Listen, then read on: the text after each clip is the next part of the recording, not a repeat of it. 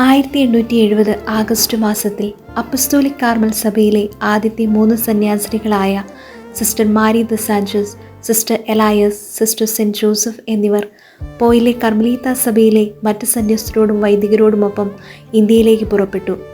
യാത്രാമധ്യേ പലരും മരണത്തിന് കീഴടങ്ങി. മരണത്തെ അതിജീവിച്ചവർ ഇന്ത്യയിലെ മിഷൻ പ്രവർത്തനത്തിന് കരുത്തേകി. ശിശുപ്രായമായ സഭയ്ക്ക് 1870-കൾ വളരെ നിർണായകമായൊരു ഘട്ടമായിരുന്നു. ഒത്തിരിയേറെ പ്രശ്നങ്ങൾക്കും പ്രതിസന്ധികൾക്കും ഒടുവിൽ ആ കൊച്ചു സന്യാസ സമൂഹം രണ്ടായി പിളർന്നു. ഒന്ന് അപ്പസ്തോലിക് കാർമൽ സഭ AC എന്നും മറ്റൊന്ന് congregation of Carmelite religious CCR എന്നും പിന്നീട് അറിയപ്പെട്ടു. 1873 ഒക്ടോബർ മാസത്തിൽ ബയോണിലെ മാതൃഭവനം അടയ്ക്കപ്പെട്ടു. ഹൃദയഭേദകമായ വേദനയോടുകൂടി മദർ വെറോനിക്കയ്ക്ക് പോയിലുള്ള നിഷ്പാദക കർമ്മലീത്ത സഭയിലേക്ക് തിരിച്ചു പോകേണ്ടി വന്നു.